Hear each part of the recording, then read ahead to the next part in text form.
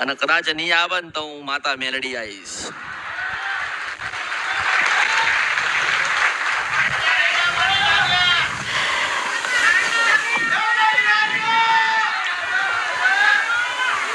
ભક્તિ કરો છો, ભક્તિ કરતા હતા, ભક્તિ કરતા રહેજો, સહન શક્તિ રાખજો, ધીરજ રાખજો.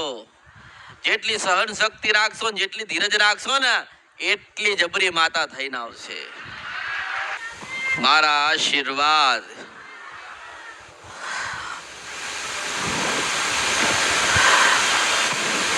તમે ધીરજ રાખજો, થોડી ભક્તિ વધારજો, સહન શક્તિ રાખજો. આ કળિયુગ છે એટલે કોઈ તમારું નહીં થાય, પણ તમારા ઘરે મઢે બેહી તમારી માં તમારી જરૂરથી થશે.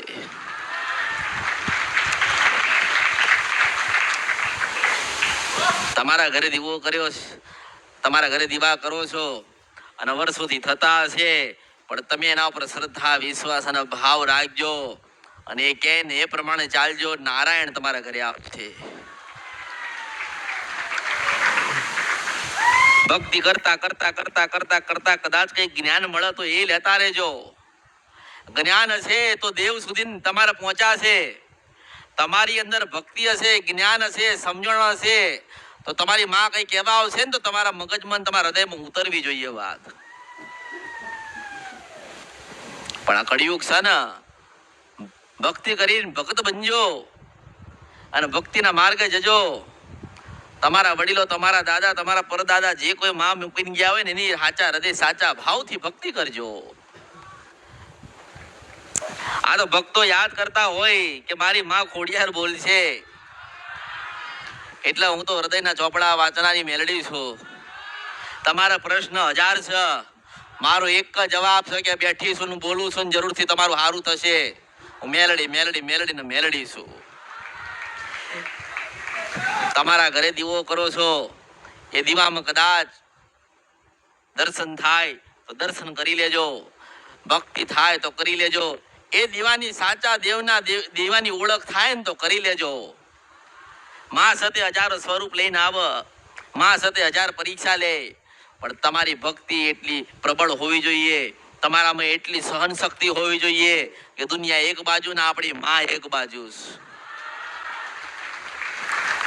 સારું કરવા આવશે તમારી જનેતા, તમારી કુળદેવી, તમારા બીજા માતાઓ, તમારા પૂર્વજો મૂકીને ગયા છે એવી માતાઓ તમારું સારું કરવા આવશે. પણ કદાચ ગુનો થઈ ગયો હોય, ભૂલ થઈ ગયેલી હોય તો માં નારાજ થયું હોય ને માને દુઃખ લાગ્યું હોય તો વસ્તી પરિવારને કંઈક જ્ઞાન મેળવવા માટે માએ ફરવા માટે મોકલ્યા હોય, પણ ફરતા ફરતા ફરતા ફરતા આજે મેલડીનો સંગ કર્યો, મેલડીનો સંગ કર્યો. મારી પાસે કદાચ તમે આયા છો, તમે નથી આયા, તમારા ઘરે બેહેલી એક માતાઓ મારા સુધી મોકલ્યા છે. નગર ઘણા મંદિરો, ઘણી જગ્યા, ઘણા દેવસ્થાન હશે. ભગવાન છે ને માતા છે ને હોવા જોઈએ, હશે તો ભક્તિ વધશે ને, ભાવ વધશે ને. પણ તમારી અંદર ધીરજ હોવી જોઈએ. જેની પાસે ધીરજ હશે ને એને એની માં જરૂરથી મળશે. આપો જેટલી જેટલી તમે રાહ તમારી માં માટે જોઈ છે ને, માં તમારી એટલી તમારી રાહ જોવે છે. પણ કઈક જીવનમાં ભૂલા પડ્યા હોય, કોકે ભૂલા પડ્યા હોય, ભૂલ પડી ગયું હોય જીવનની અંદર, એટલે માર્ગ કોઈ મળતો ના હોય. અને હું એવું કહું છું કે જ્યારે જ્યારે માર્ગ ના મળે ને ત્યારે તારે મેલડી મળે. જ્યારે જ્યારે સમય ખરાબ આવે ને તારે ખરાબ સમયમાં સારો સમય સાથે લઈને તો મેલડી આવે. પણ તમારી માં છે એટલે તમે જે ગુના કર્યા, તમે જે ભૂલો કરી, તમે જે ગુના કરતા આવો છો એનું દુઃખ તમારી માને લાગ્યું હશે. લાગ્યું હોય ને કે પરિવારે દુઃખ ખોટું કર્યું એટલે હું આજે દુઃખી થઈ, મારા પરિવારે મને પૂછ્યું નહીં. પોતાના જ ઘરની અંદર મઢ હશે, કોઈક ભુવા હશે, કોઈક પઢિયાર હશે, કોઈક જોશી હશે, કોઈક દાણા જોવા વાળા હશે, કોઈક ધૂણવા વાળા હશે, કોઈક ડાકલા વગાડવા વાળા હશે. પણ એમ કહું છું કે આ બધી રચના માની છે અને સાચા ભાવથી કોઈ કશું નહીં કર્યું હોય ને તો તમારી માં તમને નહીં સારું કરવા આવે. જો માની કૃપા જોઈતી હોય ને, માનો આશીર્વાદ જોઈતો હોય ને તો મેં દરેકને એક વાત કરીશ કે કે ભજન કરજો. પહેલા તમારા વડીલો સાધના કરીને ગયા, યંત્ર તંત્ર ને મંત્ર કરીને ગયા, તો શું તમે બધા સુખી થઈ ગયા? તમારા દાદા પરદાદા ક્યારેક તો કઈક ભક્તિ કરી હશે ને, ક્યારેક તો સાધના કરી હશે ને, મંત્ર ઉચ્ચાર કર્યા હશે ને. પણ હવે એવો સમય નથી, તમારા લોકો પાસે એવો સમય નથી, એવું જ્ઞાન નથી.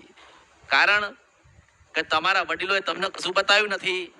પણ હું બતાવું છું કે કઈ ના થાય તો તમારી માનો દીવો કરજો, કઈ ના એને આપી શકો તો ભક્તિ કરજો, અને અવશ્ય તમારી માનું 12 થી 4 નું ભજન કરજો.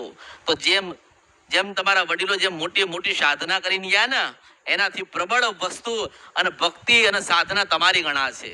ઇતિહાસ લખાશે કે 1 લાખ જન્મ મેં એની માં બતાવી હતી, 1 લાખ માણસોને મેં એની વિદ્યા, મારી વિદ્યા મેં શીખવાડી હતી, અને 1 લાખ માણસ અને દરેકના ઘરે ઘરે માના દર્શન લોકોને થયા હતા. જો તમે ભજન કરતા હશો તો હું તમને કહું છું કે કદાચ તમારી મેરડીનું ભજન કરતા હોય ને, તો તમારા કદાચ તમે કદાચ ભજન કરો છો ને ભજનમાં તમે ખોવાઈ ગયા, અને ભજનમાં જે ખોવાઈ જાય ને એને મેલડી આવીને ઊભી રહે.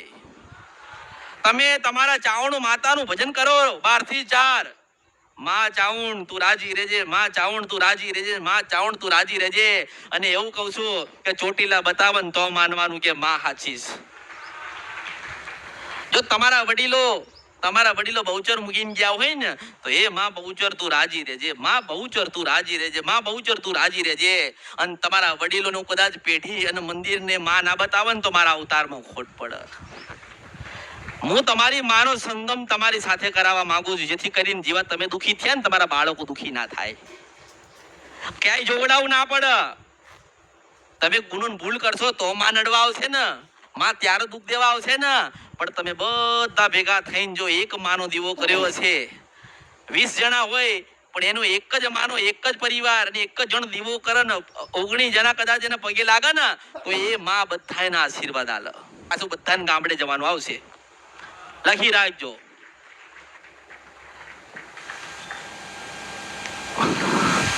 જેમ ગામડું છોડીને શહેરમાં આયા છો ને, એમાં શહેર છોડીને ગામડાનો આનંદ લેવા જવું પડશે.